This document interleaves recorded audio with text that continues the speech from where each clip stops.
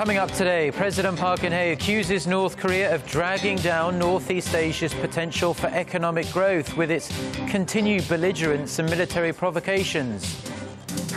U.S. Secretary of State John Kerry hints at the possible deployment of a U.S. missile defense system to South Korea, but officials from both sides insist no formal talks were held during his stop in Seoul.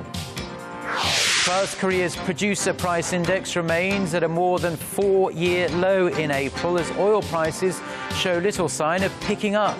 Stay tuned for these stories and more.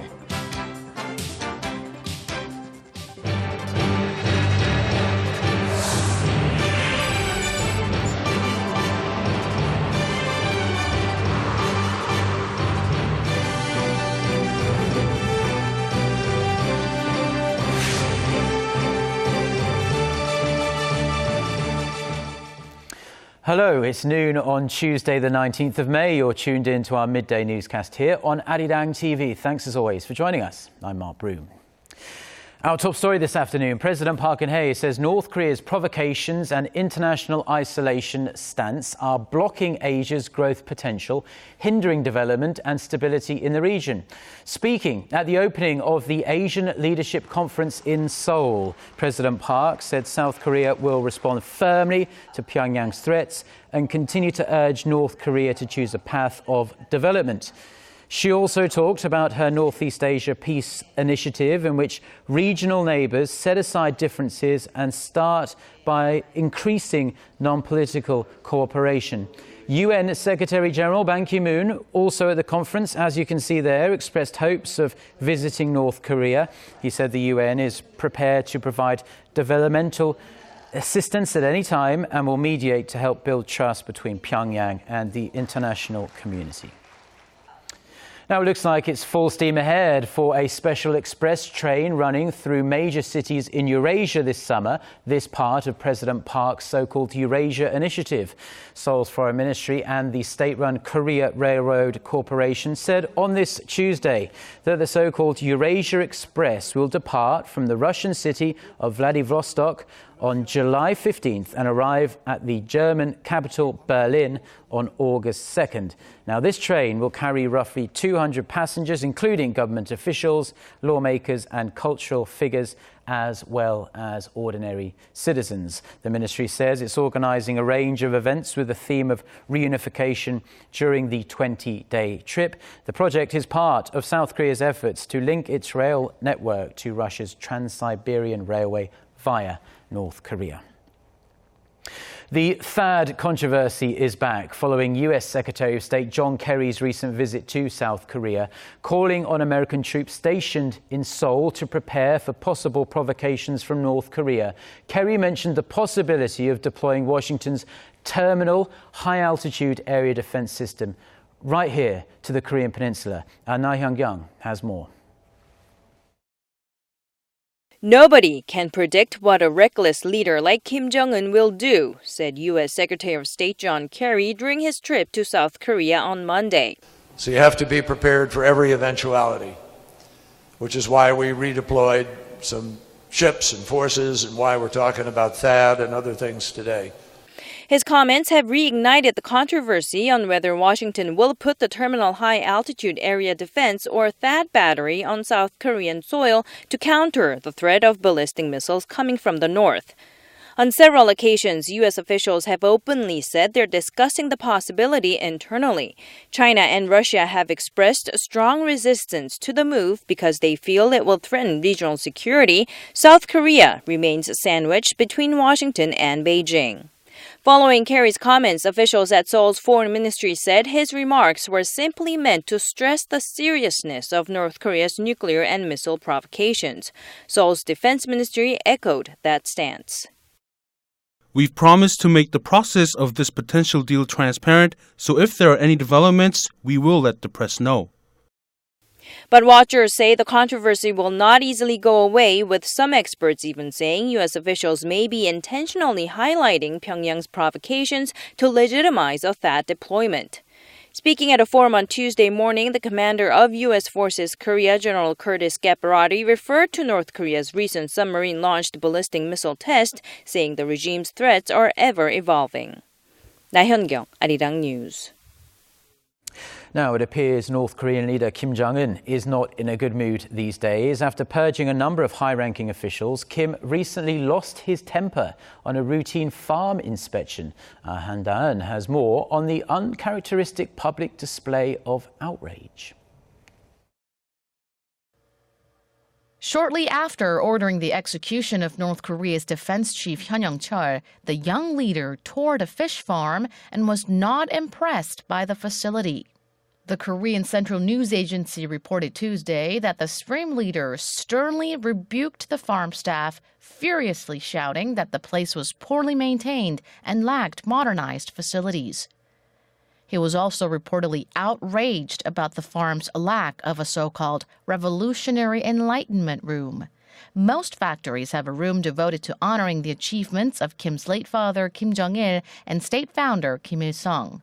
It is very rare for North Korean leaders to show anger during a public inspection, as it would reveal faults in the state's own facilities. However, Kim showed confidence in another state facility, the Pyongyang Aerospace Center, reportedly ordering the launch of a satellite-carrying rocket in October to mark the 70th anniversary of the founding of the Workers' Party. Tokyo-based Kyodo News says Kim issued the order early this year. Pyongyang claims it's launching a space satellite, but the international community, including South Korea, the U.S., and Japan, speculate it's actually another test to develop intercontinental ballistic missiles. North Korea's latest rocket, Geunhye 3, was launched in 2012. Han Da-eun, Arirang News. US experts on Northeast Asian affairs have proposed seeking what they call a grand bargain solution to improve the strained relations between Korea and Japan. During a discussion held in Washington on Monday, Brad Glosserman and Scott Schneider said Japan should give up its claims to Korea's easternmost Dokdo Island and compensate the Korean victims of its wartime sexual slavery. They said this could soothe the country's badly frayed relations and help them move towards a more future-oriented relationship. The experts, co-authors of a book titled The Japan-South Korea Identity Clash, added that in exchange, Korea should formally accept the proposed offers and declare an end to historical tensions. The two researchers said the United States can help create a suitable environment for the reconciliation. Now, if you're a Korean in America or an American in Korea, you might want to consider taking note of a new financial agreement between the two countries that's designed to prevent double taxation or tax evasion. During a cabinet meeting on this Tuesday, chaired by Deputy Prime Minister Choi Kyung-hwan in his role as acting Prime Minister, the government passed a revised bill that requires the automatic exchange of financial account information for taxpayers from both countries every year. The agreement will also ensure confidentiality and the proper use of information while promoting tax transparency. It also stipulates that Korean financial institutions are not subject to withholding tax under U.S. federal tax law. The new measure is expected to come into effect in Korea in September. More strife for Korea's main opposition party, as plans to launch a reform panel this week have already run into heavy internal resistance. The head of the New Politics Alliance for Democracy, Moon Jae-in, made the proposal in an attempt to salvage the deeply fragmented party ahead of next year's general election. Moon said the panel would discuss reforms, including ways to diffuse tensions between party factions and ensuring transparency and fairness in candidate nominations. However, some of the party's veteran lawmakers are not supporting this proposal on the grounds that Moon decided to press forward with his plans without consulting other party members. Representatives from 195 UNESCO member states are gathered in Korea's western port city of Incheon for the World Education Forum.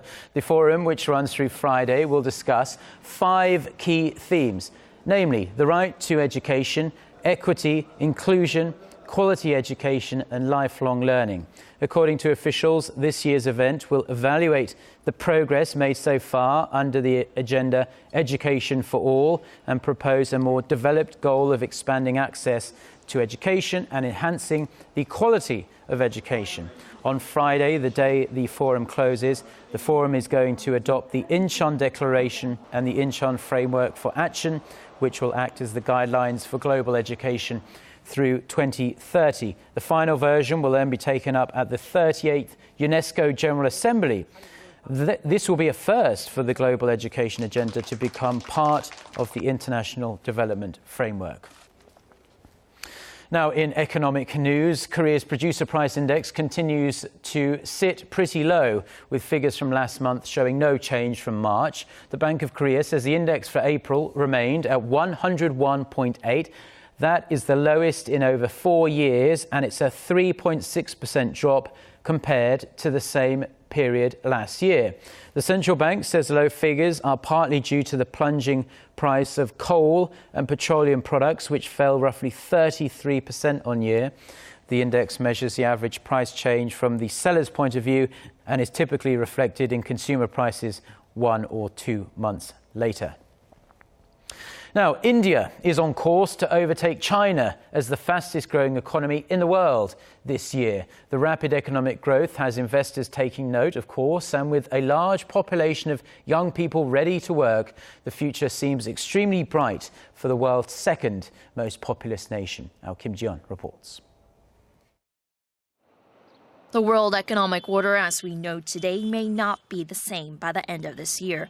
Leading financial institutions, including the International Monetary Fund, say India will post a faster growth rate than China for the first time in 16 years this year.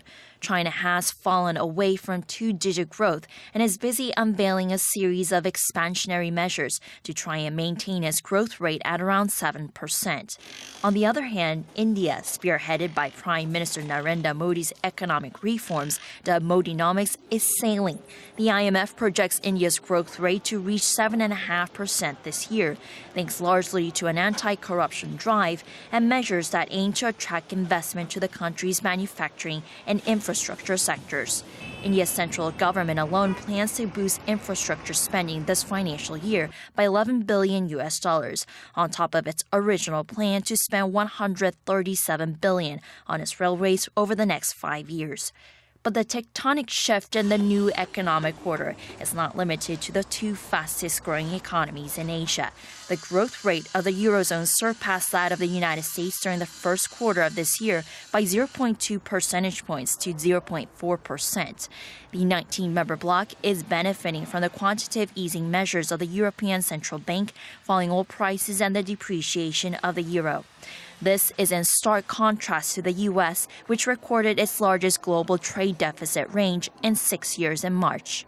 Kim Ji-yeon, Arirang News. Back here in Korea, and diesel car sales have reached an all-time high in the nation, thanks largely to continued heavy demand for SUVs. Industry figures show nearly 150,000 Korean brand and imported diesel vehicles were sold in Korea in the first 3 months of the year alone. That's up more than 20% from the same period last year. Now, industry experts attribute the surge to the steady demand for recreational vehicles and more Korean consumers looking for fuel efficiency. Diesel vehicles now make up over 44% of total annual sales, a record high. But with the summer approaching, a peak season for SUV sales, experts say there is a good chance diesel auto sales will outstrip regular gasoline car sales for the first time ever this year. Koreans swell with pride when they think about the country's easternmost Dokdo Island, and thousands make the trip across the choppy East Sea waters each and every year to see the place with their own eyes. But a group of people stay there on and off, protecting the far-flung piece of Korea's land. And it is a job that is particularly important given Japan's continued claims over Dokdo. Connie Kim reports. They are the guardians of Korea's easternmost island of Dokdo. They have the immense responsibility of protecting the two rocky outcroppings in the East Sea located between the Korean peninsula and Japan. And they're there to greet every visitor who makes the trip. What's most memorable is when visitors hold our hands tightly and thank us for protecting Dokdo. They wave their Korean flags and shout, "This is Dokdo," as soon as they get off their ferry. Japan claimed the islets in 1905, just before it annexed Korea. But Korea reclaimed sovereignty over all of its territories around the peninsula, including Dokdo. All the more reason for the Ulleung guards to be on standby 24/7. And as one of Korea's recent efforts to defend the island, the Korean military and maritime police carried out a defense drill last week. Experts say Japan's continued claims over Dokdo will continue, so it's crucial for Korea to reach out to people and organizations in Japan to prove once and for all that Dokdo is Korean territory, whichever way you look at it. Japan repeated its claim to Dokdo in this year's Diplomatic Blue Book, and currently 13 textbooks say Dokdo is illegally occupied by Korea. More evidence showing Dokdo as Korean territory continues to be discovered in Japan, disproving Tokyo's claims. Those works need to be translated into English to promote the findings. This map from Japan's Commerce Ministry dating back to 1897, and these from another map compiled in 1948 are examples of how the Japanese government identifies both Dokdo and the neighboring Ulleung Island as Korean territory. But with Tokyo denying even its own historic data, Korea will continue to protect and defend the islands. Connie Kim, Arirang News, Ulleung. OK, well, those are the stories we have been following on this Tuesday afternoon here in Seoul. For more of the latest, don't forget to check out our website, arirang.co.kr/news. And we also have a smartphone application. Just search for Arirang TV. Have a wonderful day. Goodbye.